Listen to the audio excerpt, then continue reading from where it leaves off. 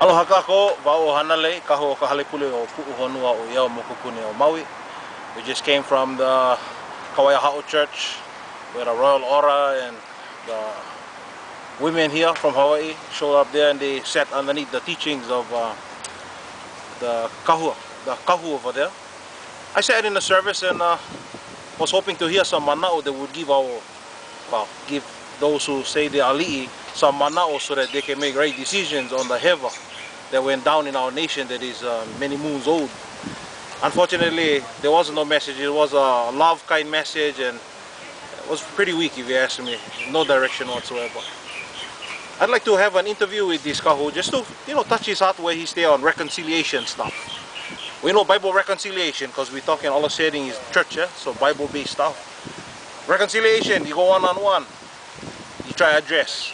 Back on no work, you take partner. You take one partner with you.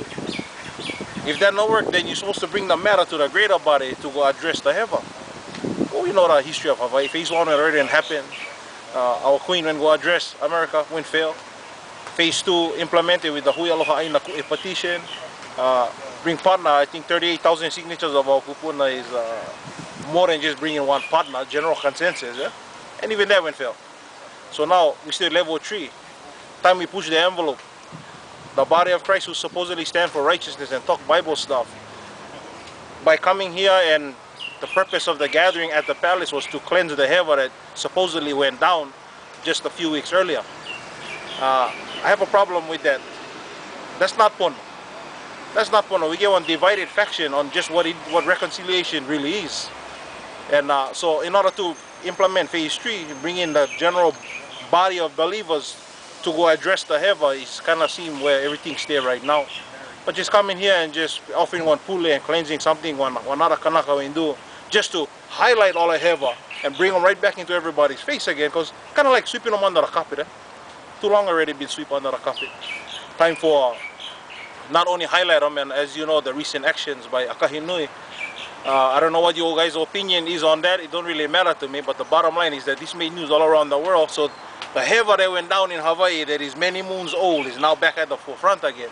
So I think now we gotta pick up the slack over there and continue to push the envelope, push the issue, so that those who stand for righteousness can go beyond just going church, pule, hear one nice sermon and then go home feel good about themselves and throw away all the history stuff, which is really root stuff to why Hawaii is in such conditions that we're in right now, amongst all the political stuff that is going down.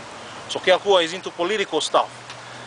You look Baibala Hemolele, it was Akua that went tell the prophet Elijah, get up Elijah, I'm not happy with the rulership of Israel, I'm going to overthrow him, this is my heart. I'll tell you what you do, Elijah. You go anoint Hazael, he's going to be the next replacement for the king of Syria. You go anoint Jehu, he's going to be the next authority in Israel after I dethrone, use you folks to dethrone Ahab and Jezebel. And then Elijah, go anoint Elisha, he's going to be the replacement prophet in your stead. Whoever Hazael missed, Jehu with his sword going to make sure get changed over. And whoever he missed, the prophet going to step in and finish the job, because it is the mind of the Akua. So we watch the history, biblical history. The question has always been asked me, is God into politics? Does it matter to God? Well, let's look at the Bible and see the evidence right there. So we can see that here's a master plan that has unfolded. And if you look the history, Hazael failed in his attempts, but he started the ball rolling. Jehu, however, he's coming to the tower with Jezebel, the queen of Israel, the wife of Ahab. She's on the tower, beautifying herself. She gets eunuchs on her staff, on her payroll. The man of God comes, Jehu, and he looks up. He don't even look at the queen, the authority, the one who sat in the seats of authority. He looked at the one that was working and supporting the one who sat in the seat of authority. And he said to the eunuchs, he said, hey, you castrated guys, look me. Question, who's on my side? Throw her out the window. Imagine what they had to think about. They were getting paid by her. But they saw the future. They saw how heavy the regime was. They never think twice. They went and grab her, throw her out the window, splat on top of the ground. So I like to address my fellow eunuchs all across Hawaii. I'm sure if this is being aired on Huipu, this doesn't apply to you. And I'm sure I'm getting a few amens at the same time. But still yet, to my fellow eunuchs who talk righteousness but have no idea what the next move. Well, the next move is put the pressure on the ones who sit upon seats of authority. Whether it's those that on our Kanaka side, that use capes and whatever, and walk in whatever authority they feel they're walking in. Really looking like sounding like but having true authority is really where it's at. It's not all of the regalia stuff. We need change in Hawaii. We need people to stand up and to stand for true righteousness and put the pressure on. And even though you stay on staff, you know, somebody told me, oh, how come you always blame us guys when we know what's there when all of Hewa when happened? Here's a biblical reference I'm going to use.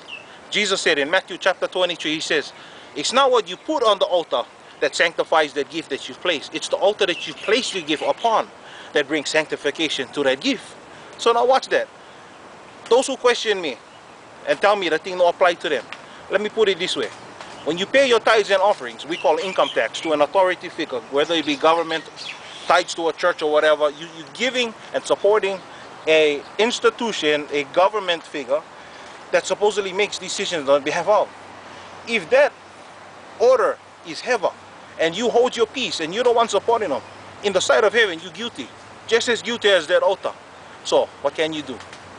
My perspective, nobody telling you for change your citizenship from this nation, that kingdom or whatever.